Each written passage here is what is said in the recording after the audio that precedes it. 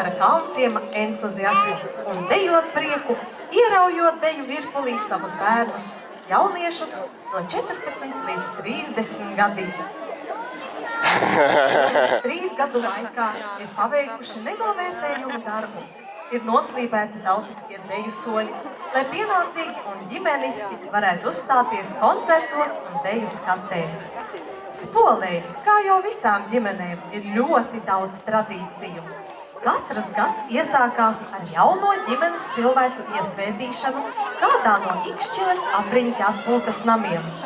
Tad, protams, seko Spoles pašpārvaldes vēlēšanas, bet novembrī tiek organizēta krāšņa Venēcijas stila masku balle, kur biedru statusā tiek uzņemti jaunie Spoles ģimenes locekļi, kā arī priekšplānā tiek izcelti labākie spoļu ģimenes bērni, kuri saņem ceļojošo spoli ar pastaliņām.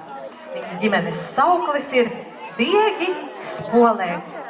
Dejo Ikšķiles novada jauniešu deju kolektīvs Spole ar deju Vimpus upes ozoliņi.